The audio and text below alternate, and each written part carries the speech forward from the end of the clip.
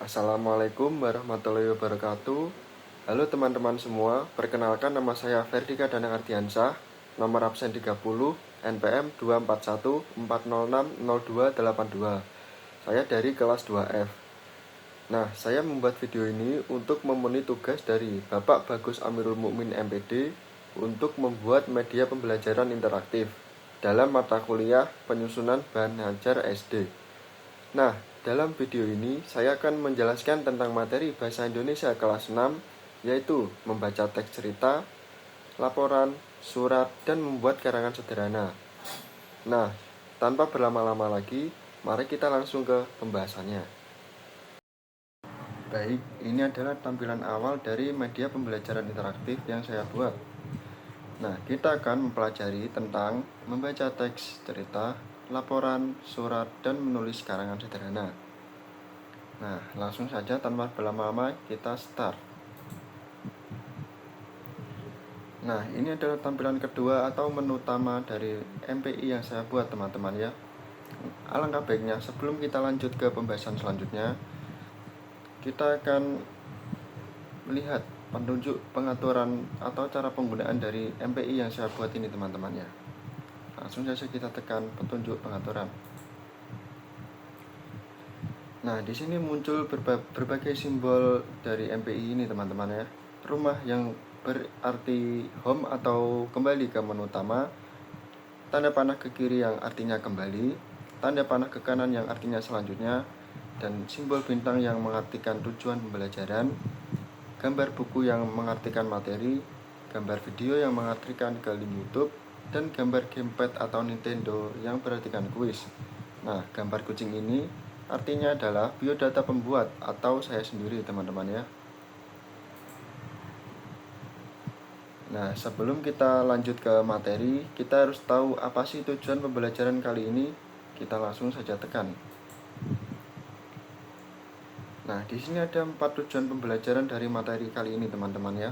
Yang pertama, peserta didik mampu membaca teks cerita anak atau cerita rakyat dengan lancar, menemukan unsur intrinsik tokoh, latar, alur, dan tema dan amanat, serta menceritakan kembali isi cerita dengan bahasanya sendiri. Yang kedua, peserta didik mampu memahami isi teks laporan sederhana dan menjelaskan kembali informasi pentingnya. Nah, maksudnya di sini peserta didik harus mampu menjelaskan kembali poin-poin penting dari teks laporan tersebut. Yang ketiga, peserta didik mampu membaca surat pribadi maupun resmi sederhana, mengidentifikasi bagian-bagian surat, serta memahami maksud dan tujuan penulisan surat tersebut. Yang keempat, peserta didik mampu menyusun kerangka karangan sesuai tema, mengembangkan kerangka menjadi karangan sederhana dengan bahasa yang runtut, serta menyunting agar sesuai kaidah bahasa Indonesia. Inilah tujuan pembelajaran dari materi kali ini. Nah, setelah itu langsung saja kita menuju ke materinya, teman-teman ya. Nah, di sini ada 4 materi yang akan kita pelajari, teman-teman. Yang pertama ada teks cerita, yang kedua teks laporan, dan yang ketiga teks surat, dan yang terakhir karangan sederhana. Nah, kita akan melihat materi dari teks cerita dahulu. Nah, apa sih teks cerita itu? Teks cerita adalah sebuah bacaan yang berisi rangkaian peristiwa atau pengalaman yang disampaikan melalui alur tertentu. Teks cerita sendiri bertujuan untuk menghibur, memberi pelajaran, atau menyampaikan pesan moral kepada pembaca. Nah, secara umum, teks cerita ini dibagi menjadi 2, yaitu teks cerita fiksi dan juga cerita non-fiksi. Nah, apa sih pengertian dari cerita fiksi? Cerita fiksi adalah teks cerita yang berasal dari imajinasi atau rekaan penulis. Isi dari teks cerita fiksi ini bersifat tidak nyata dan dibuat untuk menghibur atau menyampaikan pesan tertentu. Yang kedua, cerita non-fiksi. Cerita non-fiksi adalah teks cerita yang berdasarkan fakta atau kejadian nyata.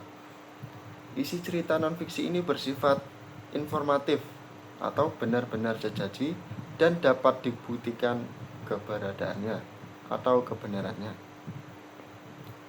Langsung saja kita next. Nah, apa aja sih unsur-unsur intrinsik dari teks cerita? Unsur-unsur intrinsik dari teks cerita yaitu ada 9. Yang pertama ada tema, yaitu gagasan dasar umum yang menopang sebuah karya sastra dan yang terkandung di dalam teks. Yang kedua, tokoh, yaitu pelaku dalam karya sastra. Nah, karya sastra dari segi peranan dibagi menjadi 2, yakni tokoh utama dan tokoh tambahan. Yang ketiga, alur atau plot. Alur atau plot adalah cerita yang berisi urutan kejadian, namun tiap kejadian itu hanya dihubungkan secara sebab akibat.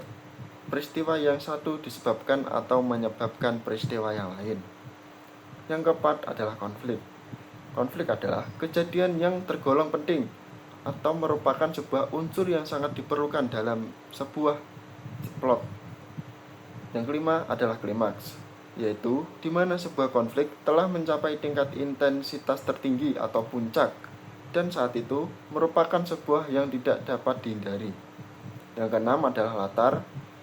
Latar adalah tempat, waktu, dan lingkungan sosial tempat terjadinya peristiwa-peristiwa yang ada dalam cerita.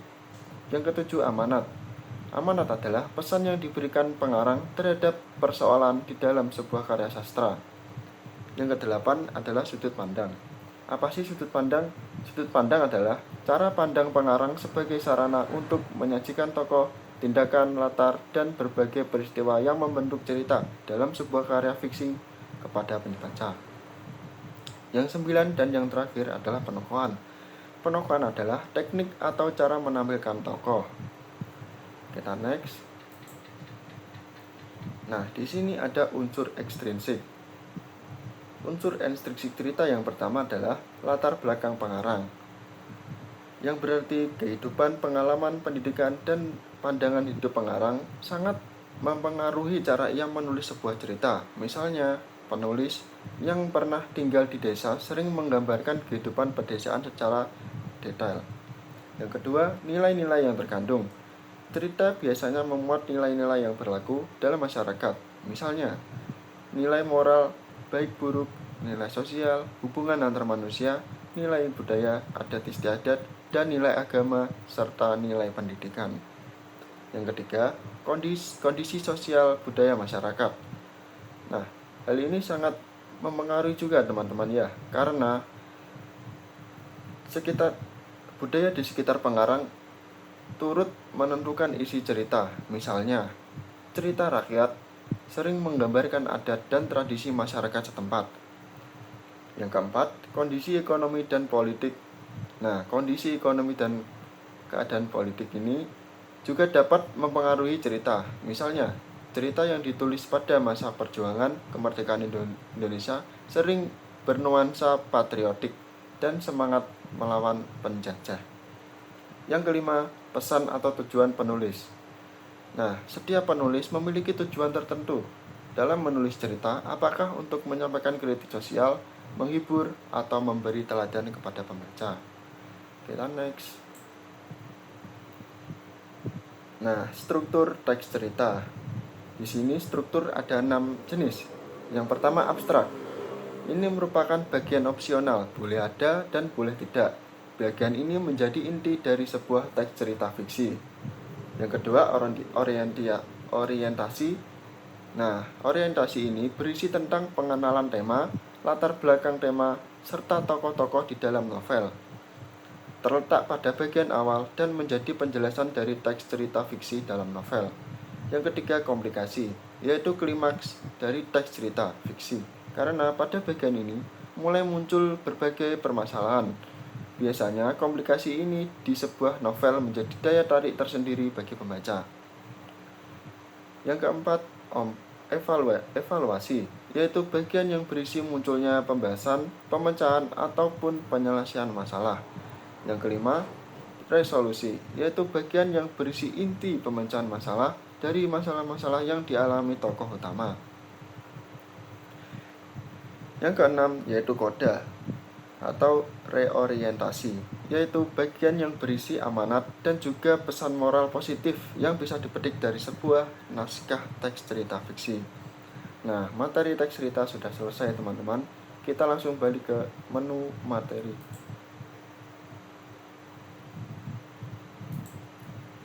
Nah, kita langsung saja ke materi selanjutnya, yaitu teks laporan.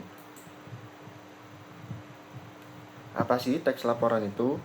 Teks laporan adalah teks yang bertujuan untuk menyampaikan hasil pengamatan, penelitian, atau kegiatan tertentu kepada pembaca. Teks laporan biasanya itu berisi fakta-fakta yang didukung oleh data atau sumber yang valid dan terpercaya. Teks laporan tidak mengandung opini, interpretasi, atau analis pribadi penulis. Teks laporan ini ditulis dengan bahasa yang lugas, jelas, dan informatif. Nah, tujuan dari teks laporan ini adalah untuk memberikan informasi yang akurat, laporan lengkap, dan terpercaya tentang suatu hal kepada pembaca. Teks laporan ini juga bisa digunakan untuk memenuhi tuntutan akademik, profesional, atau sosial.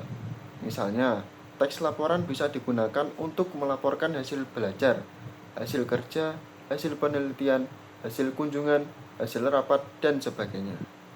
Kita next. Nah, apa aja ciri-ciri dari teks laporan ini? Nah, ada 7 ciri-ciri dari teks laporan ini teman-temannya. Yang pertama, menggunakan judul yang sesuai dengan topik yang dibahas. Yang kedua, menggunakan kalimat sederhana, padat, dan baku. Yang ketiga, menggunakan data atau fakta yang relevan dan valid. Keempat, menggunakan kata-kata yang bersifat umum, netral, dan objektif. Jadi tidak boleh menggunakan kata-kata yang memprovokasi teman-teman ya. Yang kelima, menggunakan paragraf yang terorganisir dan koheren. Yang keenam, menggunakan tanda baca yang tepat dan konsisten. Yang ketujuh dan yang terakhir, menggunakan rujukan atau sumber yang jelas dan kredibel. Kemudian jenis-jenis dari teks laporan. Yang pertama ada teks laporan hasil observasi.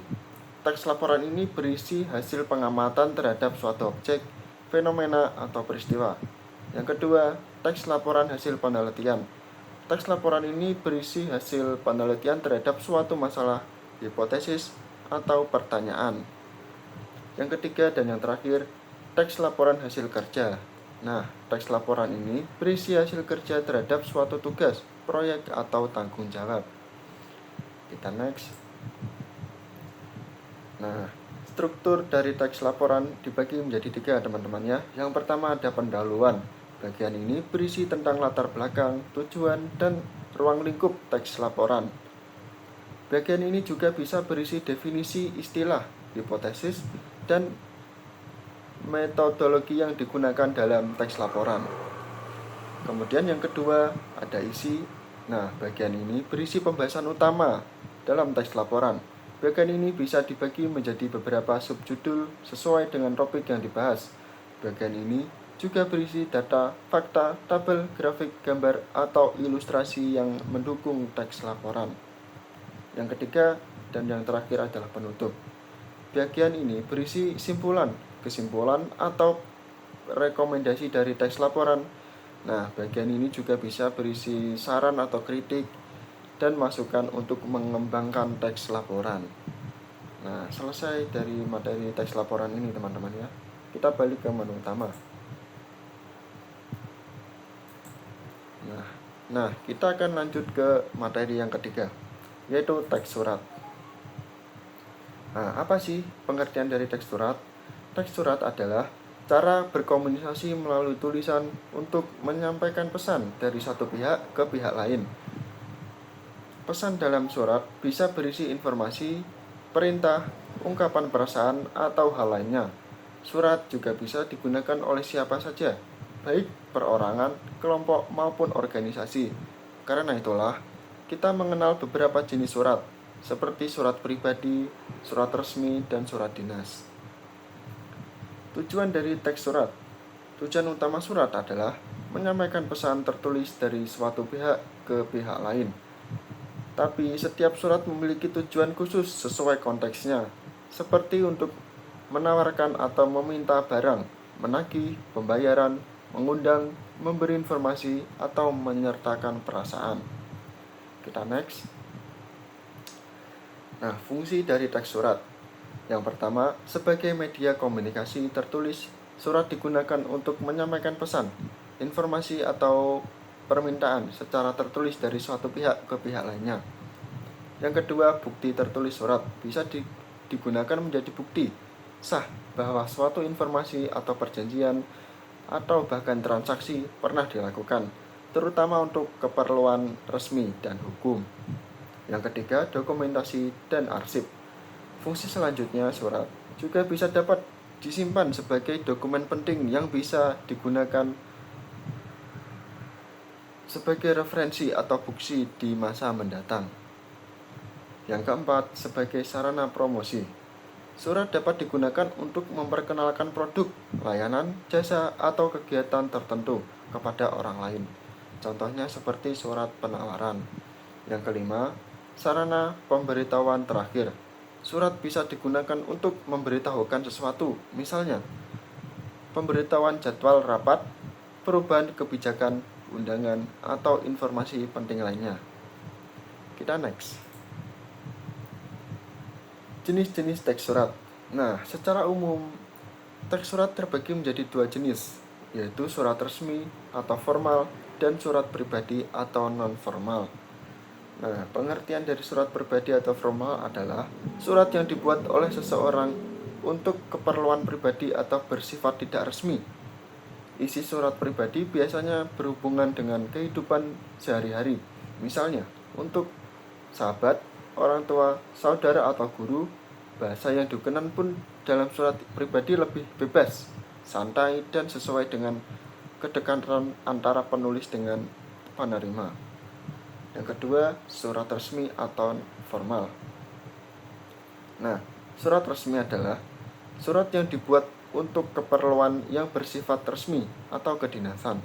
Surat resmi digunakan oleh sekolah atau instansi, organisasi, bahkan lembaga tertentu. Nah, bahasa yang digunakan dalam surat resmi atau formal ini bersifat baku, sopan, dan mengikuti aturan yang berlaku. Jadi tidak boleh bebas, teman-teman ya. Kita next. Struktur surat resmi. Nah, yang pertama adalah kop surat atau kepala surat. Kop surat atau kepala surat adalah bagian dari surat resmi yang letaknya paling atas dan biasanya memuat identitas atau pengirim seperti yang nama instansi, logo, alamat, nomor telepon, dan informasi kontak lainnya. Yang kedua, tanggal surat. Tanggal surat ini ditulis atau dibuat meliputi tanggal, bulan, atau tahun. Contohnya 23 Februari 2025 dan sebagainya, teman-teman.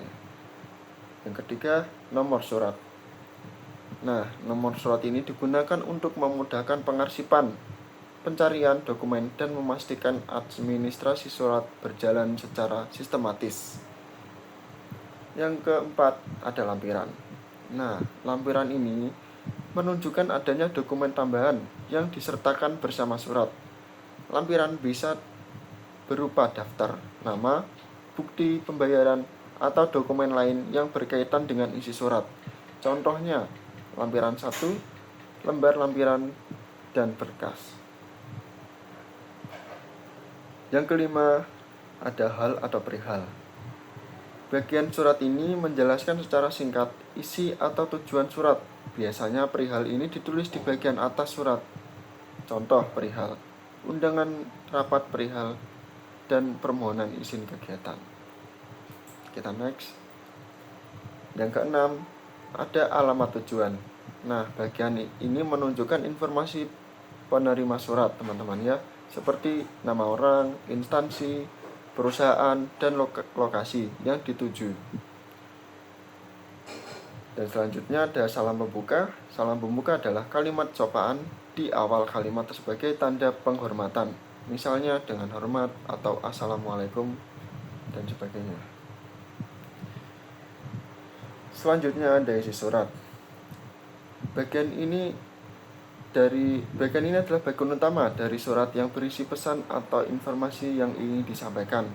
Isi surat terdiri atas alinea pembuka, pokok, dan penutup.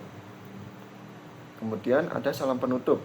Nah, salam bagian ini adalah salam penghormatan sebagai bentuk sopan santun sebelum mengakhiri surat. Contohnya, hormat kami atau terima kasih. Nah, terakhir ada pengirim surat. Nah, bagian ini merupakan bagian pengirim surat atau pihak yang membuat atau bagian yang membuat dan bertanggung jawab terhadap isi surat. Ada 5 unsur dalam pengirim surat, yaitu nama terang, tanda tangan, jabatan, stempel atau cap dinas, dan keterangan lain seperti NIP. Nah, kemudian lanjut ke struktur surat non-resmi. Nah, struktur surat non-resmi yang pertama adalah nama dan alamat penerima. Nah, bagian ini berisi tentang nama dan alamat penerima, menunjukkan siapa yang dituju dalam surat. Biasanya bagian ini berisi nama dan alamatnya. Misal, untuk sahabatku Citra di Tangerang.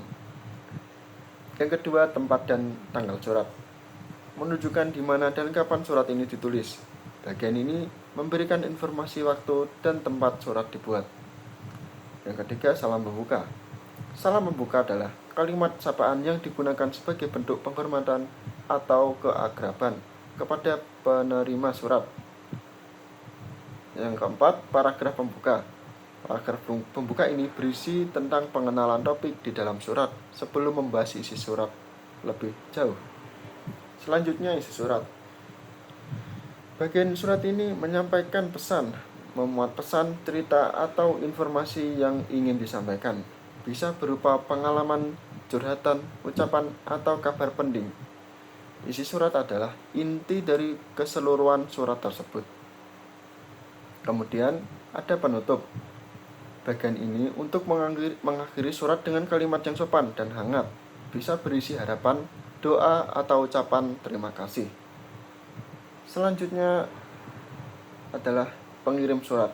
Nah, struktur terakhir dari surat ini adalah pengirim surat. Bagian ini berisi nama penulis dan tanda tangan yang diletakkan di bagian kanan bawah. Oh, maaf, salah pencet teman-teman ya. Kita balik ke menu materi utama. Nah, kita akan masuk ke materi terakhir, yaitu karangan sederhana. Nah, pengertian karangan. Apa sih karangan itu? Karangan adalah karya tulis hasil dari kegiatan seseorang mengungkapkan gagasan untuk menyampaikan melalui bahasa tulis kepada pembaca untuk dipahami. Secara umum, karangan adalah bentuk tulisan yang memiliki alur dan isi tertentu. Karangan mengandung kesimpulan biasanya atau rekomendasi terkait topik atau ide yang dibahas. Ciri-ciri dari karangan sederhana yang pertama, jelas dan mudah dipahami pembaca, memiliki kesatuan yang baik, memiliki organisasi yang baik, yang artinya setiap kalimat tersusun dengan urut dan logis. Yang keempat, efisien atau ekonomis. Nah, keefisien ini dibutuhkan pembaca agar lebih mudah menangkap isi dalam karangan. Yang kelima, menggunakan bahasa yang mudah diterima dan dipahami pembaca. Jenis-jenis berdasarkan sifatnya. Nah, berdasarkan sifatnya, karangan ini dibedakan menjadi 2 jenis, yaitu karangan fiksi dan karangan non-fiksi. Pengertian dari karangan fiksi adalah karangan yang ditulis berdasarkan sisi imajinatif pengarang. Kemudian pengertian dari karangan non-fiksi adalah karangan yang ditulis berdasarkan fakta atau kejadian yang benar-benar terjadi. Kita next. Jenis-jenis karangan berdasarkan tujuan. Nah, yang pertama ada karangan deskripsi. Karangan deskripsi adalah jenis karangan yang menggambarkan sesuatu sehingga pembaca seolah-olah bisa melihat atau merasakan objek tersebut. Kemudian karangan narasi. Karangan narasi adalah jenis karangan yang menceritakan kejadian atau peristiwa sehingga pembaca seolah-olah mengalami peristiwa tersebut. Yang ketiga, karangan eksposisi. Karangan eksposisi adalah jenis karangan yang memberikan penjelasan atau memaparkan sejumlah pengetahuan ataupun informasi secara lebih jelas dan lebih rinci. Yang keempat, ada karangan argumentasi, yang artinya jenis karangan yang bertujuan untuk membuktikan kebenaran, sehingga pembaca bisa mempercayai kebenaran tersebut. Sehingga karangan ini harus ada data dan fakta yang mendukung. Yang kelima, ada karangan persuasi. Karangan persuasi adalah jenis karangan yang bertujuan untuk memengaruhi pembaca, sehingga pembaca melakukan seperti apa yang dikatakan penulis dalam karangannya. Agar pembaca dapat terpengaruh pada karangan persuasi tersebut, harus ada data dan fakta yang mendukung. Nah, langkah-langkah untuk membuat karangan sederhana, teman-teman. Yang pertama ada membuat tema. Nah, kalian bisa lihat ini adalah langkah-langkah membuat karangan sederhana, teman-teman ya. Yang kedua, menentukan judul. Yang ketiga, menyusun kerangka karangan. Yang keempat, mengembangkan kerangka menjadi karangan. Yang kelima, menyunting karangan baca kembali hasil tulisan. Nah, periksa ejaan, tanda baca, pemilihan kata, dan kerapian kalimat. Yang keenam dan yang terakhir, yaitu menyajikan karangan setelah disunting. Karangan dapat ditulis dari buku atau diketik. Karangan siap dibaca dan dipresentasikan. Nah, kita sudah mempelajari 4 materi kali ini, teman-teman ya. Nah, apa sih rangkuman atau kesimpulan dari materi kali ini? Rangkuman atau kesimpulan dari pembelajaran kali ini adalah pembelajaran mencakup materi keterampilan membaca dan menulis berbagai jenis teks, yaitu teks cerita, laporan, dan surat. Teks cerita ini dibagi menjadi fiksi dan non-fiksi. Masing-masing memiliki ciri serta unsur intrinsik dan ekstrinsik yang berbeda. Teks laporan digunakan untuk menyampaikan informasi berdasarkan fakta secara runtut dan jelas. Sementara itu, surat terbagi menjadi surat pribadi dan bersifat informal, dan surat resmi yang bersifat formal dengan aturan penulisan tertentu. Selain itu, peserta didik juga dilatih menyusun karangan sederhana, mengembangkannya menjadi karangan sederhana, serta menyunting sesuai kaidah bahasa Indonesia. Proses pembelajaran dilaksanakan melalui kegiatan diskusi kelas, latihan soal, dan aktivitas kelompok. Dengan demikian, siswa tidak hanya memahami pengertian dan struktur tiap teks, tetapi juga mampu mempraktikannya dalam bentuk tulisan yang runtut, komunikatif, dan sesuai kaidah bahasa. Nah, itulah kesimpulan dari materi kali ini, teman-teman ya. Nah, nanti diharapkan saya setelah membuat video ini, saya akan mengupload di YouTube, teman-teman. Dan nanti kalian bisa klik video atau link yang saya taruh di sini, teman-teman ya. Nah, sebelum kita mengakhiri pembelajaran kali ini, kita bisa bermain game atau kuis yang saya buat, teman-teman, agar pembelajaran kali ini bisa sedikit terasa seru. Nah, langsung saja kita mulai. Let's go. Nah, soal yang pertama. Perhatikan penggalan surat berikut. Sudah dulu ya Benny, aku akan kembali jika keadaan nenek sudah membaik. Salam untuk teman-teman sekolah. Sahabat Mudin. Nah, pertanyaannya, bagian surat di atas termasuk dalam bagian apa?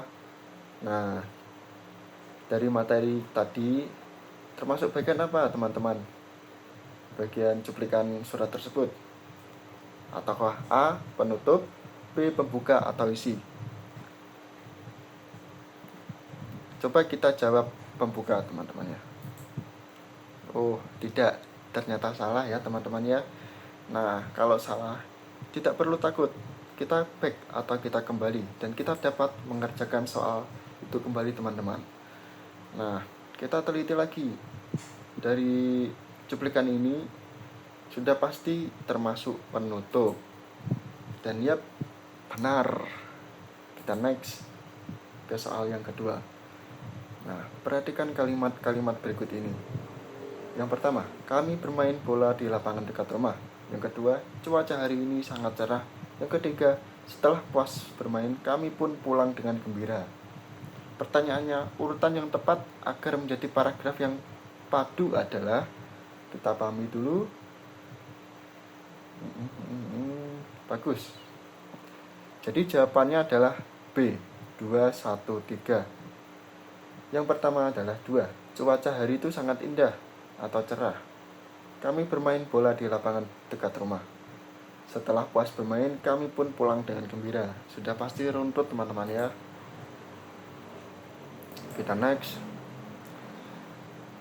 Soal yang ketiga. Dari jawaban di samping, manakah yang tidak termasuk struktur surat non-resmi? Dari materi tadi, menurut teman-teman, manakah struktur yang tidak ada dalam surat non-resmi? Apakah masih ada yang ingat? Yap, kop surat, benar sekali. Kita next.